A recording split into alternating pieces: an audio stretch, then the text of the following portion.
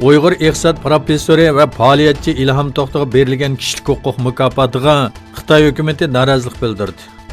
Yevropa parlamentining fikr erkinligi qo'g'duvchilarga berilgan Sakharov mukofotining 2019-yillik Xitoy tarafidan muddatsiz qamoq jazosiga hukm qilingan Uyg'ur faoliyatchi Ilhom To'xtaga berilgan edi.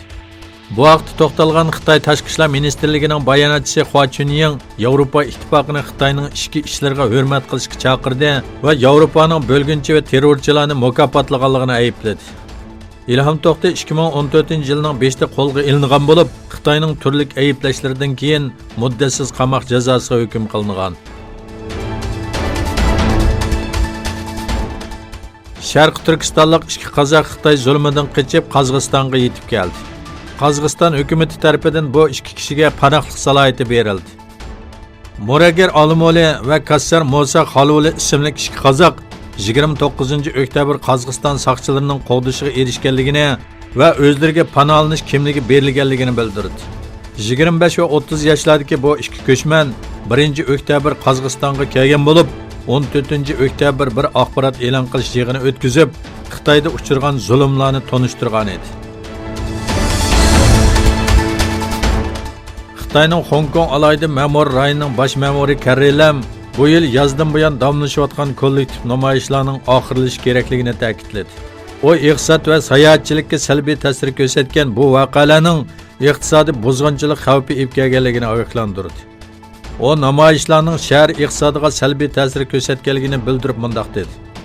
Agar bu fasldagi o'sishmi oldingi fasldagidan oz bo'lsa, iqtisod orqama-orqa ikki qatim tushgan bo'ladi. U vaqtda turg'un holatga kirgan bo'lamiz. Bundaq bo'lganda 2019-yilda manfiy o'sishga duch kelamiz. Hong Kongda soqchilarning zo'ravonligi davomlashmoqda. Namoyishchilar faoliyatlarini davomlashtirmoqda. Rossiya Tojikistonga taxminan 5 million dollarlik harbiy ashyo va qurol yordam qildi. Rossiya Mudofaa ministrligi axborot ishxonasi murosimining dushanbada o'rtaq xavfsizlik kelishimi tashkilotining a'zo davlatlarining birlikda olib borgan xizmatlaridan keyin o'tkazilganligini bildirdi. Tojikistonga berilgan harbiy aslahalar orasida davlat havo tavalligining qo'llanilishini tekshirish, nazorat qilish va kontrol qilishda ishlatiladigan bir radio stansiyasi va o'z tipi ichida zamonaviy saviyaga yetkazilgan BRDM 2 chorlash mashinalari bor. Yana bir tarafdan Xitoy Sharqi Turkistonga yaqinligi sababli Tojikistonga alohida ahamiyat berdi.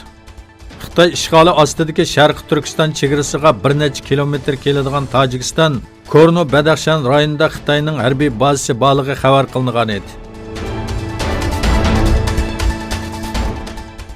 Amerika Mudofaa ministrligi bilan Lockheed Martin mudofaa shirkati F-35 urush aeroplallarini ishlab chiqarish uchun 34 milliard dollarlik kelishim tuzdi. 5 burchaklik binoda setib olish va asrash ishlariga mas'ul mudofaa ministri Ellen Lorid bilan o'rtaq axborot e'lon qilish yig'ini o'tkazgan F-35 turining boshlig'i general Eric Fick bu kelishimning zakaz qilingan aeroplan soni va aeroplanlarning yakka bahosi nuqtasidan muhim bir qadam ekanligini aytdi. General Eric kelishim 478 aeroplan uchun imzolangan bo'lib, 34 milliard dollar qimmatida.